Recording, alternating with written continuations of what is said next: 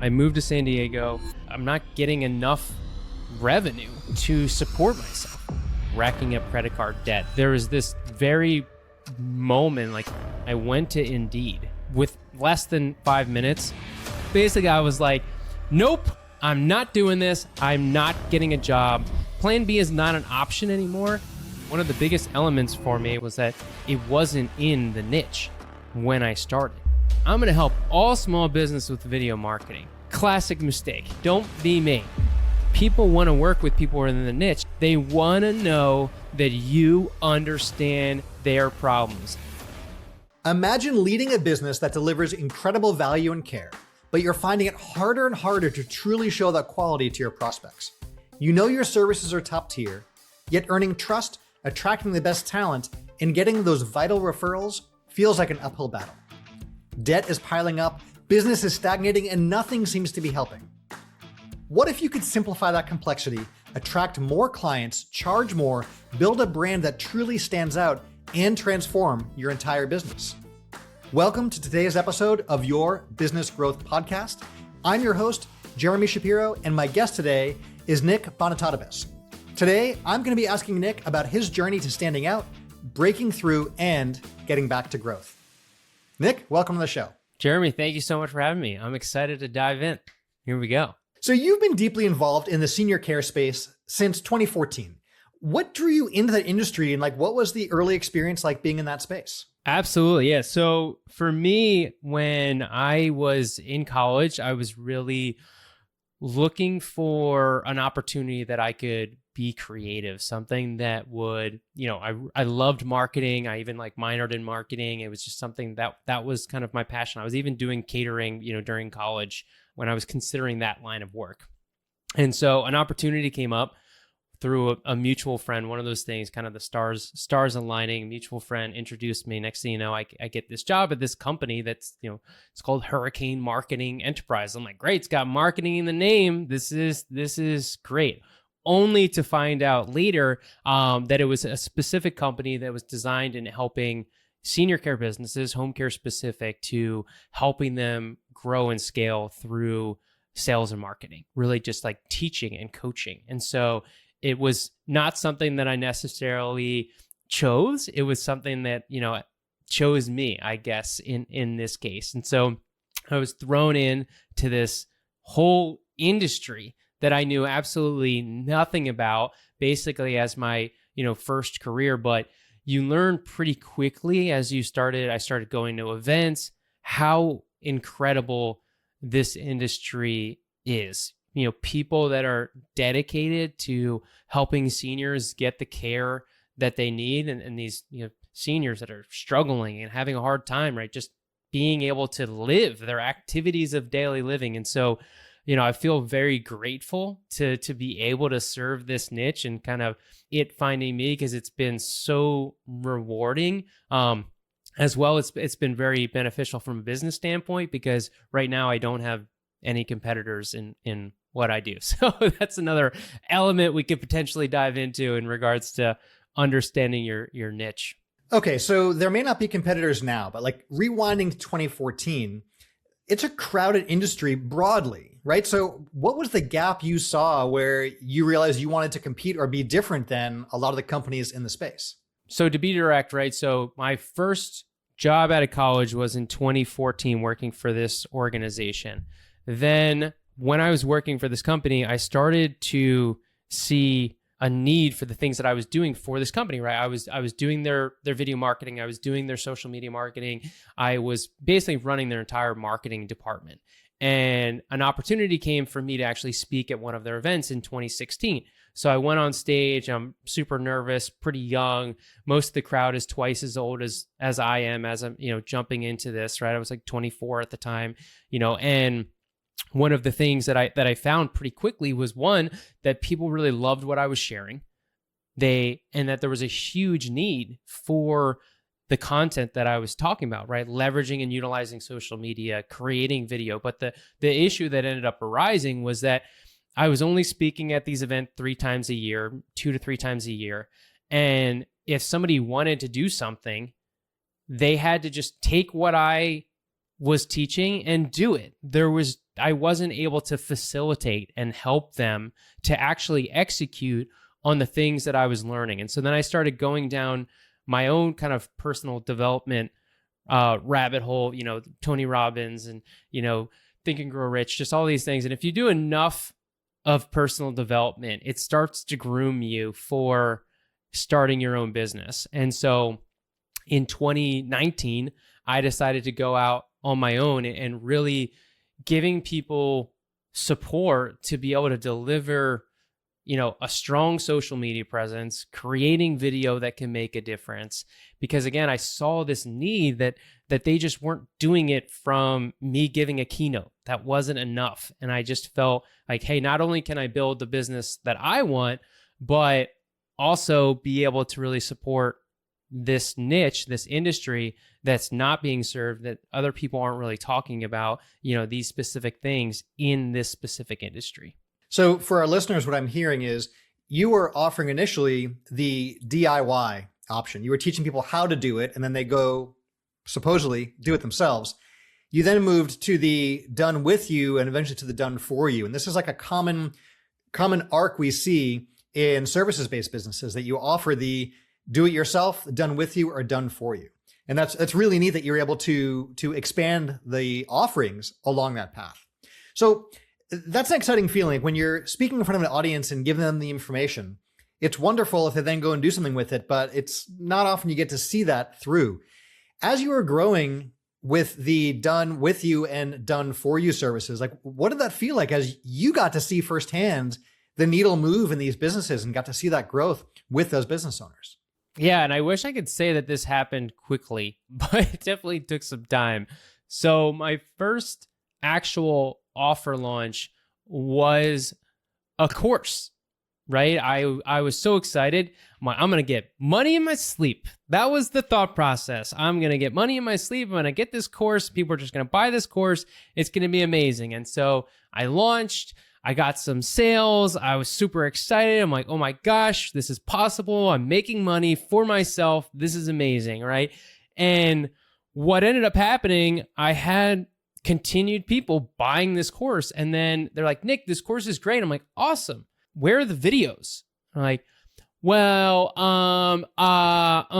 and so that became this theme where I was trying to push this course and just continuing to try and get course sales, which also is a lot harder to sustain, right? You get a sale and then you're like, all right, well, this isn't consistent revenue coming in on a monthly basis. So from a business side, it was a struggle. Then COVID happened. That's a whole nother thing. We won't go down that rabbit hole. But basically, so I started with the course model, and then I thought, all right, maybe if I give them some additional coaching and support, that will help. That will help push them, give them that extra tool, really try and handhold them into this element. So then I started doing some one-on-one coaching, even eventually had a group coaching model, which I loved. It was so cool. I'm like working with multiple owners at the same time. They're collaborating. Things are happening. I'm like, all right, what video are you going to make? All right, they're going to go do this. And then they go, and then they don't show up for the next call because they didn't do the homework, because they didn't make the video. And so I kept thinking there has to be a better way. Like, what can I do? I can't sell no results, and the results only come if they make the videos. And so then I offered video editing services. I thought, all right, well, this is going to make it a little easier for them, just giving them these tools to make it simple. They just got to send me the video, make it happen. I had 2 people buy video editing services. You can guess where this is going. They didn't make any videos. And so it was through this, there was this kind of like the final straw that I had where I knew there had to be something that I could do. And so I had this kind of idea that I called digital directing. And this has really been such a pivotal, action item, because again, the mindset was, how can I get my clients the results as easy as possible for them? And so I'm like, if they just jump on a call with me, I can record with them, and then I'll edit the videos and it'll make it, that much easier for them. As soon as I started doing that, my entire business changed, because it made it that much easier for them to go from having, I have no idea what I'm doing, I don't know what I'm doing, to, all right, all you got to do is show up on a call with me and we will get it done.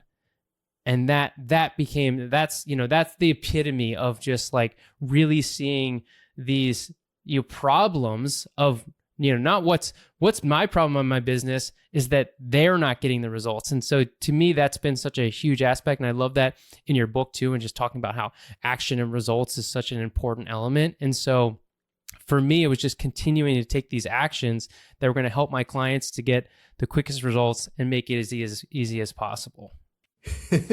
Are you enjoying this episode? Make sure you hit that subscribe button right now. That'll help you get more episodes automatically as soon as they come out. So hit that subscribe button right now. And if you have a minute, leave a quick rating and review. That helps support the show. I think to a company we were working with years ago who's going to be adding a coaching program.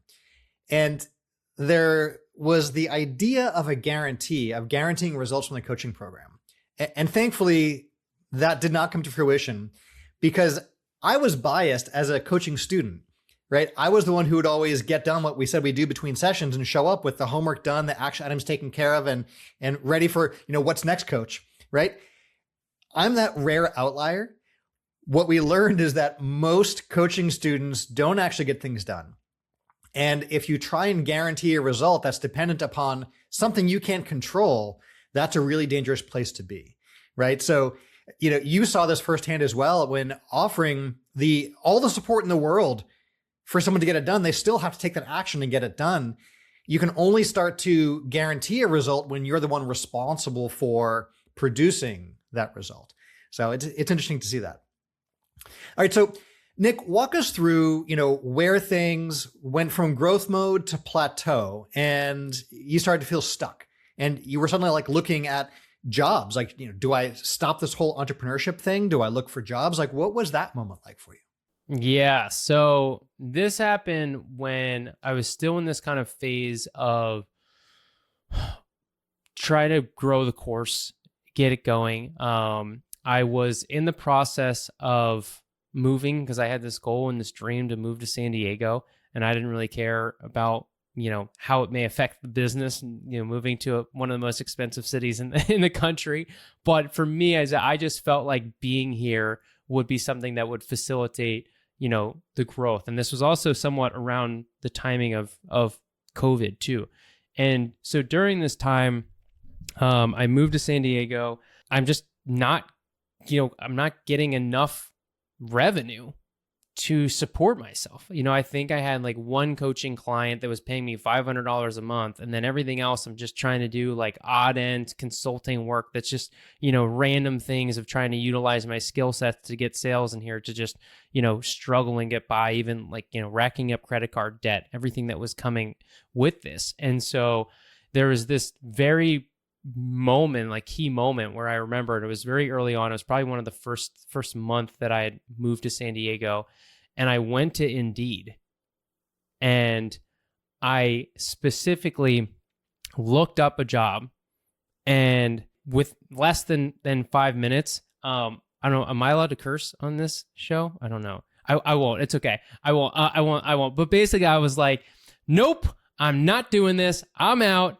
I'm done. I used more profanity, but basically I was like, I'm not doing this. I'm not getting a job. And so it was one of those moments where it's kind of like plan B, and, nope, plan B is not an option anymore.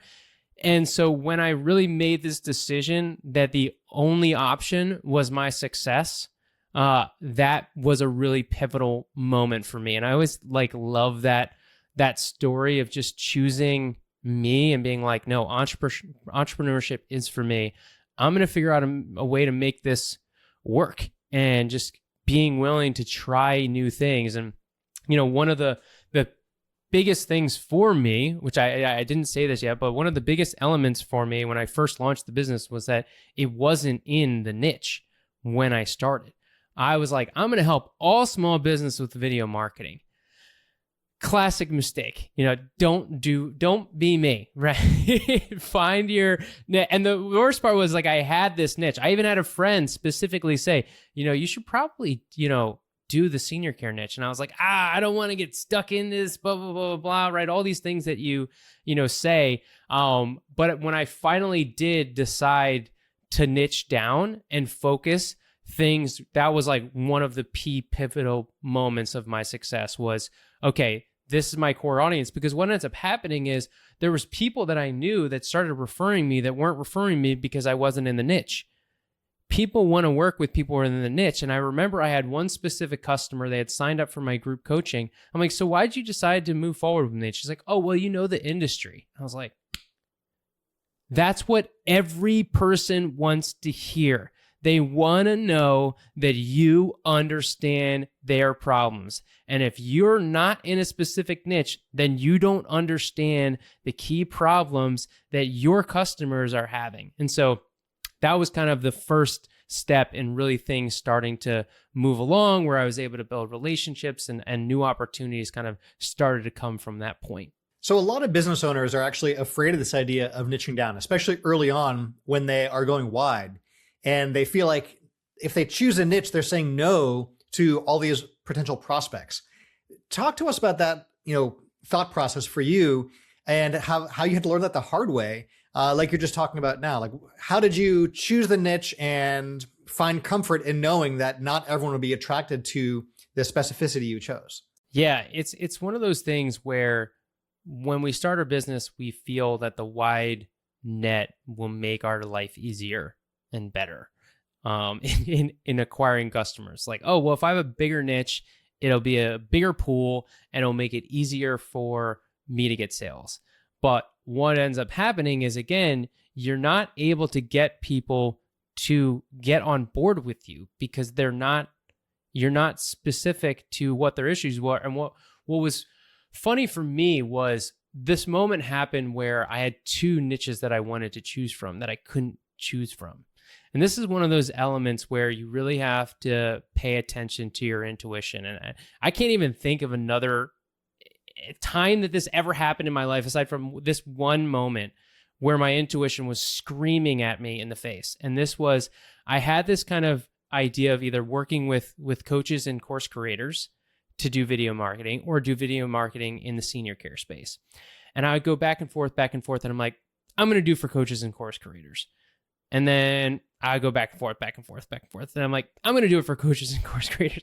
And then I went back and forth. And then finally, I'm like, I'm going to do it for home care.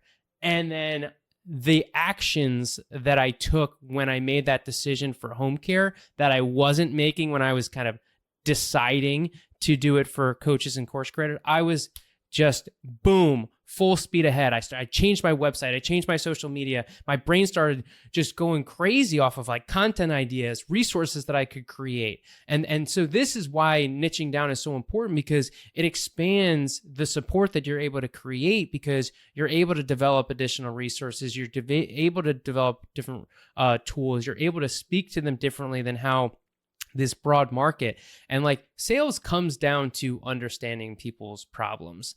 And if you're just, a one size fits all, then you just basically, you can't help anyone. And that's kind of been, my experience. Don't fear the niche. You can't get more niche than me right now. And my business continues to grow and expand in ways that I couldn't have dreamt of. For our listeners who remember earlier in the season, we had an episode with Ryan Crownholm, and he was talking about this moment of trying to figure out the niches. And he sat down with his SEO guy, and they looked at like, what are the top 20 niches that are finding us? Like, what are people looking for when they end up on his website? And of those 20 things, like, well, what drives the most traffic? And they chose the highest volume niche that was coming to the site, and they just went all in on that. And that became this tremendous business. But just like you're saying, that only comes from dialing in and choosing a niche, because then all the rest of those pieces line up behind that decision. But while you're still in that indecision space, you are a generalist and you can't really speak to a prospect in a way that, resonates with them, that uses their language, that solves the problems they have. So kudos on figuring that out. Yeah. And indecision is a decision. So like, I just wanted to add that last part there. It's like, you not deciding is a decision. So you got to make moves. Linguistically, the word decide comes from this French word désir, of Latin roots and all, that is not about a choice of what you're going to do. The root actually is to cut off, right? So when we make a decision, it's really about everything else we're saying no to. so that we can say yes to the one thing. So you found the niche, but that only happened by saying no to the other options that you had in front of you. But your growth is from that. So kudos. Thank you. All right. So you touched on this earlier. You move across country, move to one of the most expensive places in the country, and are racking up credit card debt while at the same time trying to help companies to grow themselves. Was there any imposter syndrome going on, which is so common for entrepreneurs? Like, where were you emotionally balancing those two sides of things? Yeah, that's a good question. I think, there's this element of when I got that first course sale that I mentioned, it's like, I can do this, right? But then when all of a sudden I was in this moment of like credit card debt and you're questioning, can I do this? Do I need to start driving Uber? Like those were things that I, thought about and contemplated and as this debt. But what it came down to is that we have to be willing to take action in figuring out what's going to work. And I think so often we get so caught up into making a decision that we end up, and again, this piggybacks on what we were just talking about, in not making a decision, which doesn't get you anywhere. And so, from the niche example, you have a better chance of success if you try one niche for 3 months and then see how it goes and then try another niche. And I think when it's our business, we feel like these decisions are so concrete, but when you think about anything in business, nothing is concrete in your business. It's by design. You can create your business however you want, and you can tweak it, you can change it, you can pivot, you can adjust. And so the quicker that you take action into, all right, I'm going to try this and see how it goes, instead of saying, I don't want to make a decision because I'm worried about getting stuck in this. You can make the decision, have success, and then be like, I don't want to do this anymore, and then still make another change. Even if you had success, like, it doesn't matter. It's your business. And if you've pivot once, you can pivot again. And there's tons of stories of entrepreneurs that I've heard of, right, that made these huge pivots in their life, thinking people are like, you're crazy. Why would you make this change? You're already successful.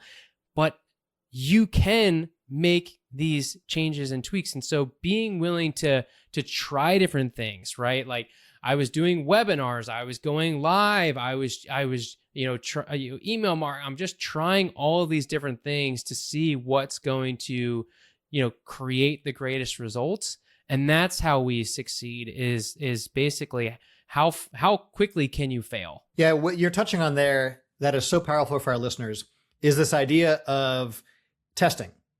And so many business owners I know, myself included, the pivots often end up launching the next phase of business that totally eclipses the thing you were doing before. The little side idea, the little, new product launch thing becomes the bigger thing. And we only figure that out by trying. And so the more we can test a product idea, test out pricing, test out marketing language, images, any of this stuff, right? The faster we can learn. And it's not about avoiding failure. It's often about getting there quickly, learning the lesson, and then leveraging what we learn. And you did that again and again, Nick, and I think that's really fantastic. So let's talk about that optimization a little more. We talk about funnels all the time, right? And looking for where the leaks are in your funnel. And this is something that you did in your business as you continued to iterate and test. What were some of the things you found in your funnel that you were able to test and improve, again and again? It has to do with the funnel, but it's not necessarily an answer that you may expect. And I think one of the most impactful things in order to generate business, right, is we have to make money, right? And in order to make money, we have to make sales. And in order to make sales, you have to be aligned with your offer in what you're delivering. And I think sometimes people get caught up and they're not sure about what they're selling. And if you aren't sure about what you're selling, it's going to make it a lot harder to get sales. And one of the things that I was actually avoiding early on, and I hired a coach, and it's funny how these, little things can make such a huge impact, where I was trying to build out this funnel. I so desperately wanted to have this evergreen built out where I had this free training, and someone goes to this free training, and then they, buy the program, like through this funnel and nurture sequences, and like how can I optimize this webinar or this free training that's going to drive the greatest results. Well, one of my coaches just said, you need to get on more calls. Simple as that. And so there was so often where, again, I was sales averse. I was nervous about getting on calls, and all of a sudden my coach says, you got to get on more sales. And so I stopped taking people to my lead magnets, and I just started getting on more calls with people. And so through that process, you start to, again, learn by doing, where I was figuring out what my customers were struggling with, what their objections were, what was happening, right? What's going to get them from one place to another. And even that time, I used to get so nervous to jump on a sales call. I'm worried, like, are they going to buy, especially when you're in this state of desperation where your credit card debt is piling up and you need to get these sales really bad.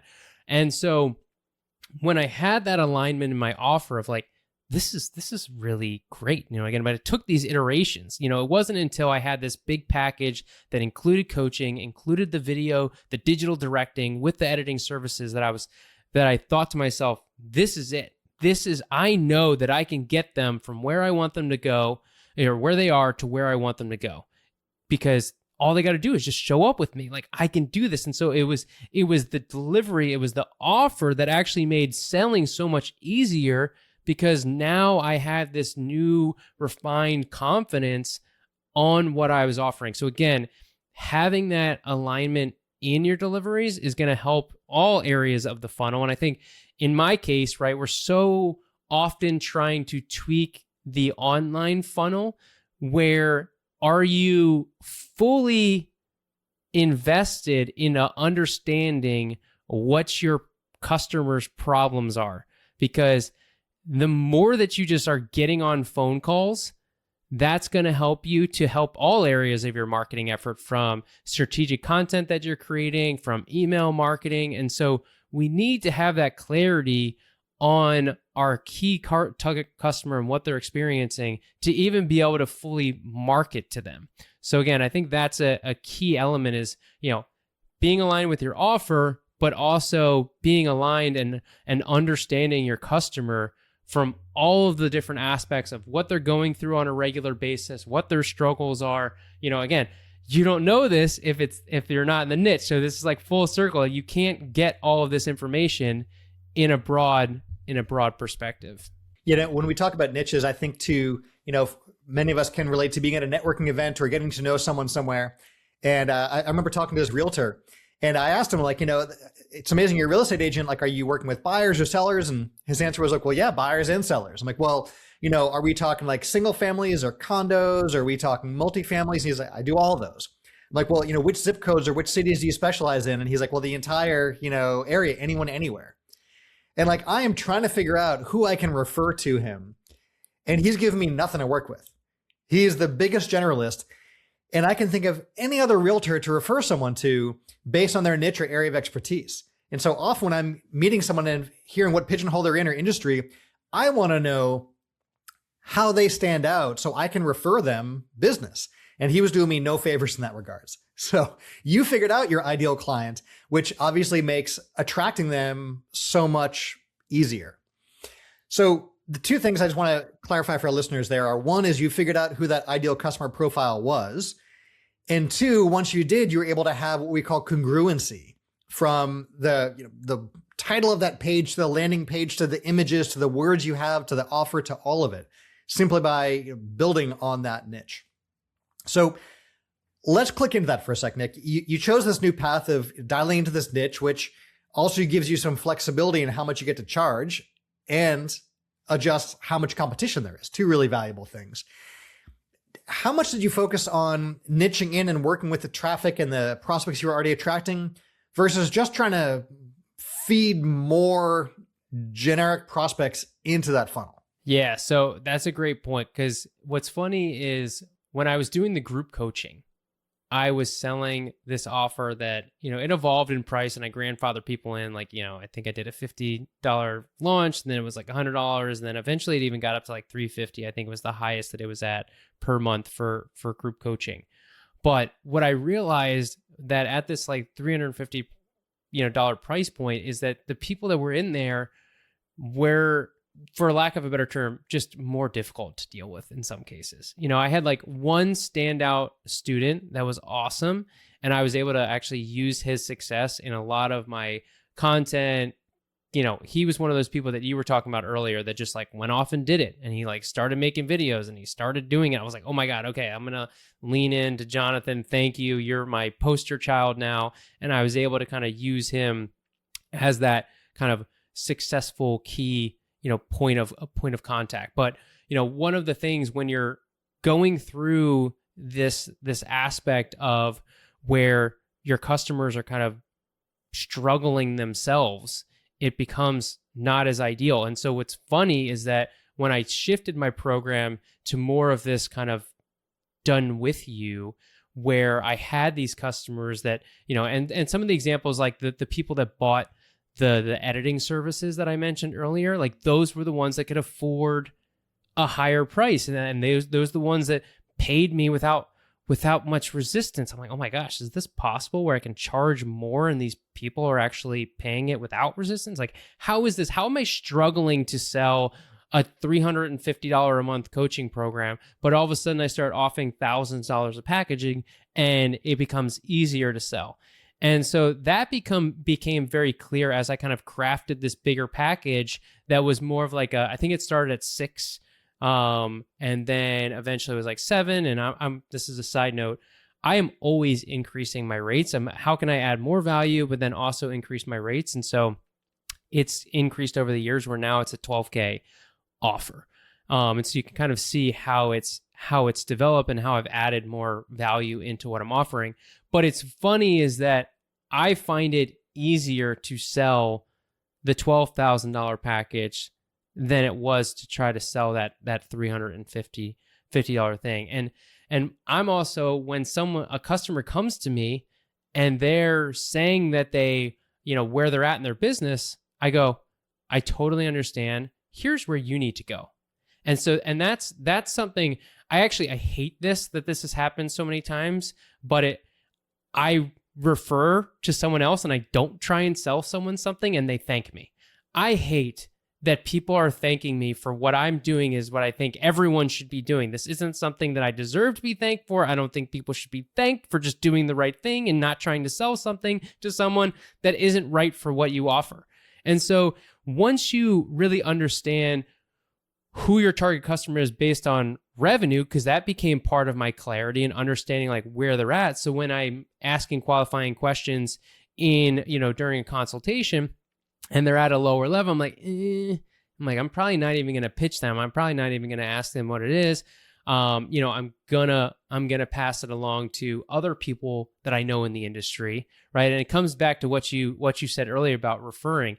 I love having a whole pocket full of other companies that I can help support them to get where they're at. And so like there's a couple really great, sales coaches that are in the industry that I partner with, that I speak at their events. And so I'm like, hey, go talk to them, build up your client base, and then we can come back to getting video, because this isn't my offer isn't the thing that's going to radically change your business. And I'm not making that promise either. I'm being very upfront and honest. This is just meant to be one more tool in your tool belt that's going to help drive conversions, that's going to help in your marketing effort.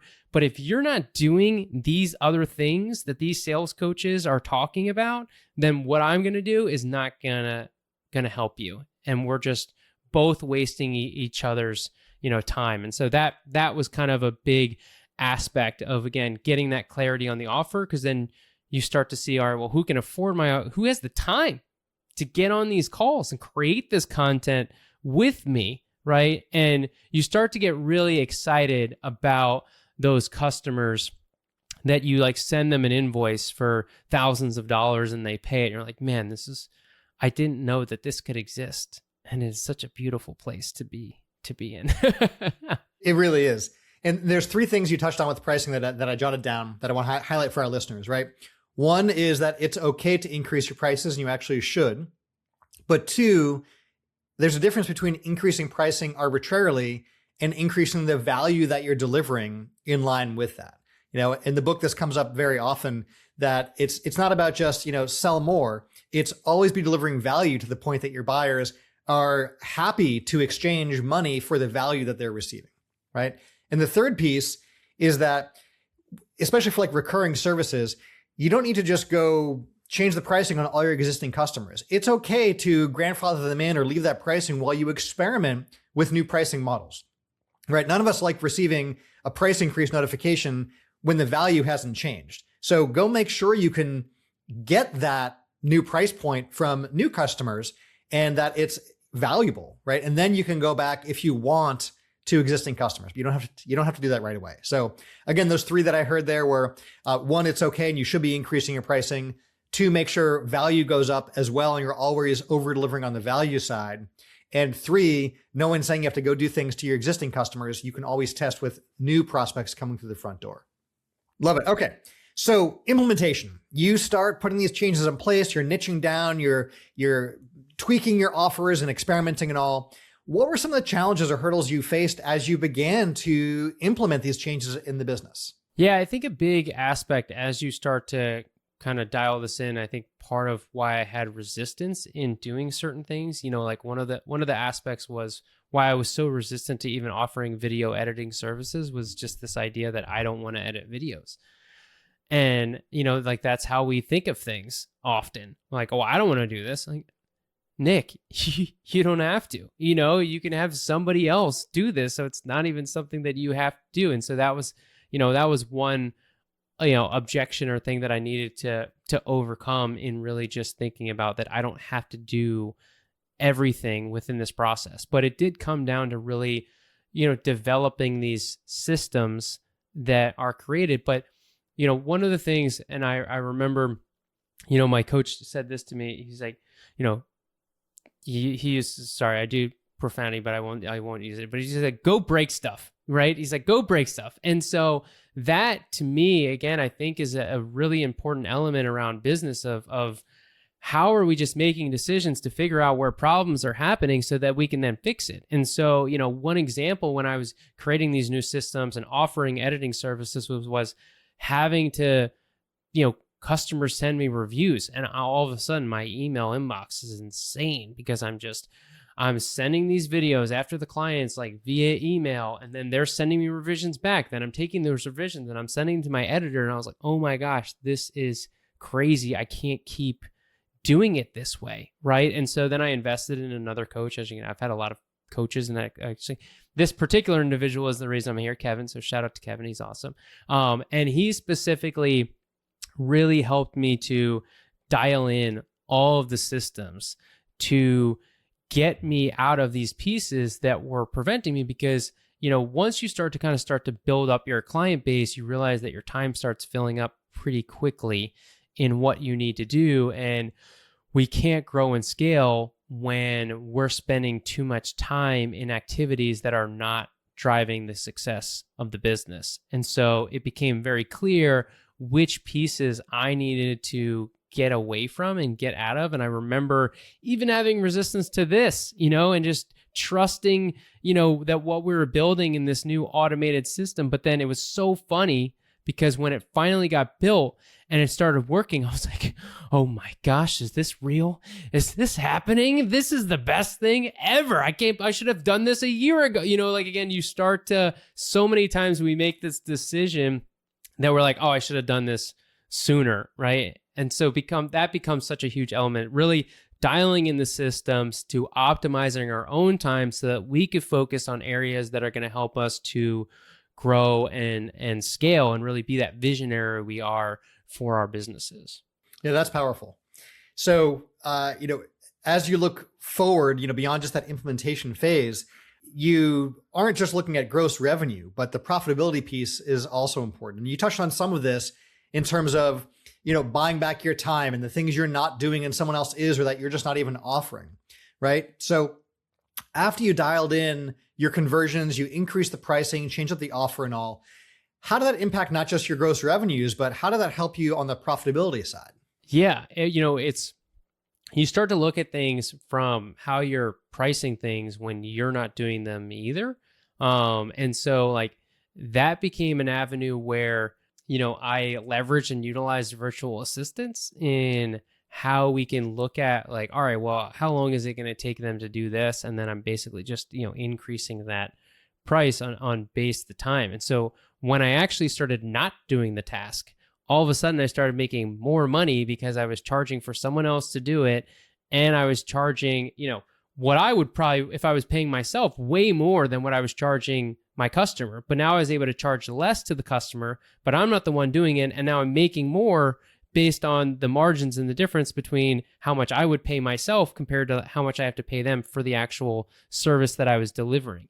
And so that became really clear when I was looking at my prices and looking at my margins of being, like, these margins are looking pretty good. Like, how can I, double down on this aspect? So like the way that was unique about my offer is that mine's, part coaching, part services, right? So there's an element where I'm working with them, I'm coaching them, helping them to plan out content. And then there's an element where we're editing the videos, optimizing their YouTube channel, creating YouTube thumbnails, creating flyers for them. And so from that standpoint, like the coaching to me was always like, all right, well, that's like my money that I'm paying for myself per hour. But then the other side had a lot more flexibility into like what I was charging and how I could charge based on my team and what they were executing on. And so, but the element too is that when you dial in the systems that now I'm not doing that task and I'm not sending emails, all of a sudden it was the thing that was giving me the biggest headache that I'm like, I don't want to do this anymore, right? Where you're like, I don't want to offer video editing services because I can't send emails like this anymore. It's like, well, there's probably a better way. And then when you do unlock that better way, you start like floating a little bit off the ground. What I'm hearing there is that when you simplify what the offer is and you create a repeatable system, now someone else is able to execute that system, which not only frees you up, it also provides a level of consistency for your clients as well. Powerful on both sides. Yeah, I was forced to develop the systems, right? And like that's kind of what sometimes happens where, when you're all of a sudden filled up and you're like, well, all this is in my head, and like, well, you got to get this on paper, and with ChatGPT, it makes life so much easier to, develop systems based on getting things in your head into SOPs. And so I realized that the superpower was the more that I started creating SOPs, the better my life became. And there's a correlation between me creating SOPs and delegating tasks to my overall happiness and well-being. It's amazing the direct connection there. All right. So if you're talking to a newer entrepreneur, right? They're at that spot you were years ago. Maybe they're feeling buried in debt or they're considering just quitting and finding a job. Like, what advice would you have for an entrepreneur who is feeling stuck like you were and maybe can't see that light and the future for where you are now? Yeah, I mean, I think everyone's situation is different, but I think there's an element of, what are you willing to do to be successful? What actions are you willing to do? And so if you're, because what I find sometimes is I've seen this with entrepreneurs is that they're just not doing the action that things that people that they're listening to are doing. And so when I think about the success that I've had, I'm like, I'm just doing what people tell me to do. I'm not reinventing the wheel here. I'm not doing anything different. It's just I follow coaches and they tell me to do the thing and then I go do the thing and then I see the success. And so it's not rocket science. There's a lot of people that are just consuming all of this content, whether it's podcasts or reading books, right? Watching YouTube videos, but then they're not doing the thing. They're not taking the action. And so if you don't take the actions, you don't learn. One of my favorite quotes from one of my coaches was like, action creates clarity. And so if you're not sure what to do, it's because you're in inaction. If you start to take action, the things will align, right? It's like the path reveals itself as you take more steps closer. As you start to walk up these steps, the proverbial steps that you're walking up, you realize that, oh, wait, now there's all these other doorways that I didn't see before that open up because I didn't take these first couple steps. And so if you're listening to this, you're like, oh, well, I never tried niching down. I'm like, all right, well, then, go try that. Like what haven't you tried that you've said that you should try that you continue to not try because you're coming up with reasons why it won't work, but you didn't actually try, so you don't know if it will work or not. It's always easier to find reasons something won't work than to just go do it and see what you can see. It's like, waiting to pull out of the driveway until all the lights are green between where you are and your destination. The path reveals itself, like you said, that you get to an intersection and the light goes green. Maybe it's red. That's okay. Then it goes green. Maybe there's construction, so you take a turn. It's okay. The point is you've still left and you're on the path and you're going towards that destination, as opposed to sitting and waiting for all the things you can't control to line up and show you the path that's clear. So to sum that up, folks, take action. Action brings about clarity. Love that, Nick. All right. So knowing what you know now about fixing a leaky funnel and having done this for your own business, what would you have done differently at the very start when you were getting going and starting to grow? Got on more phone calls. That's the first thing that comes up to me for sure. And niching down, those two things, is niching down and just getting on phone calls and talking with people. I think, early entrepreneurs, especially in today's world, is like everyone wants to build an online business and they're not willing to get on a phone with somebody. And like that to me is the number one thing. Is like, just because your business is online doesn't mean that you shouldn't be, doing sales calls and talking with people on the phone. You're going to get so much more insight, so much more value in just trying to get on many phone calls as you possibly, can. And just like having conversations with people. And it doesn't even have to be a sales. Hey, I'm interested in learning more. Like, would you be willing to jump on a call with me? Right. Just like start to look at these, industries. I mean, one of the things, again, this is like a side note, I'm going on a tangent here, but it's, when you see, I see restaurants in San Diego open all the time and then they're like gone. And it's like, dude, what are these people doing? Like you can't, it's, Field of Dreams. If you build it, they will come. No, they will not. That is not how business works. You need to get loud. You need to scream on the rooftops. Like, I have a business and this is what I do. Come talk to me. And I think that's another thing too, is, you have to be willing to put yourself out there, to get attention, to be in front of people.